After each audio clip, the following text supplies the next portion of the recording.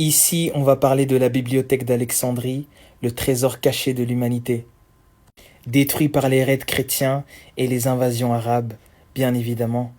La destruction de la bibliothèque d'Alexandrie est un événement qui résonne comme une plaie ouverte dans l'histoire humaine, car en fait elle symbolise le summum de la connaissance antique.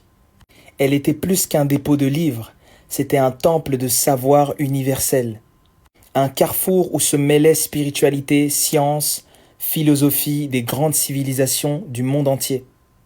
Est-ce qu'elle a vraiment été détruite ou une partie de ses trésors ont été dissimulés? On se demande.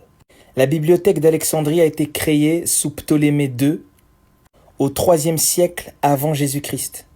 La bibliothèque d'Alexandrie ambitionnait de rassembler tous les savoirs de l'humanité. On raconte qu'elle comptait près de 700 000 parchemins, papyrus et tablettes d'argile.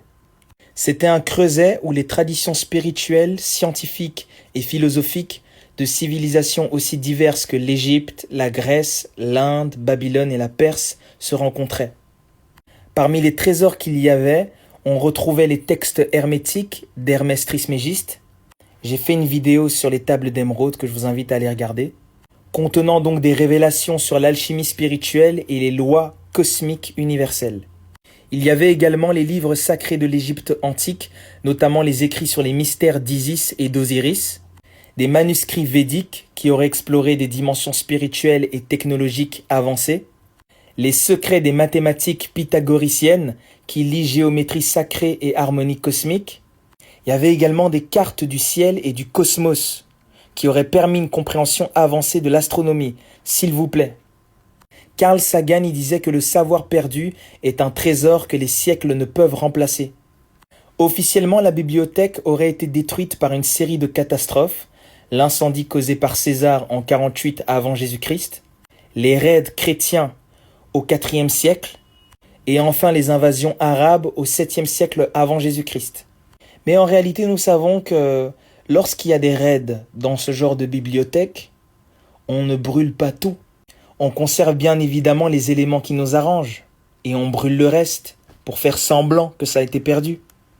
En réalité, une partie du savoir a été préservée et emportée en secret lors de ces catastrophes.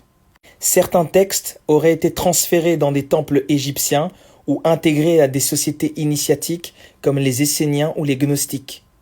Les alchimistes médiévaux comme Nicolas Flamel ou les Rose-Croix auraient hérité de fragments de ces connaissances également. Et bien entendu, nos amis, la bibliothèque de Byzance et le Vatican, bien évidemment, ont également des fragments de ces trésors. Et oui, c'est d'ailleurs grâce à ces savoirs que de manière malveillante, ils manipulent la population mondiale. Oui. Mais comme on dit, brûler des livres ne détruit pas les idées, mais dissimule tout simplement la lumière aux yeux du monde. Sachez qu'il y a des savoirs interdits qui ont été volontairement cachés, dont les secrets sur l'âme humaine et sa puissance créatrice. Mais oui. Qui enseignent comment maîtriser les pensées et modeler donc sa réalité. Des textes sur l'énergie libre et les forces de la nature ont été dissimulés aussi. Et les clés pour transcender la mort, comme dans les mystères d'Osiris ou à travers des pratiques spirituelles anciennes. Mais comme Blavatsky disait, ce qui est caché ne peut être détruit, car la lumière finit toujours par éclater. Il faut fortement vous mettre à rechercher à l'intérieur de vous-même tous ces savoirs cachés, parce qu'en réalité, vous les avez à l'intérieur de vous.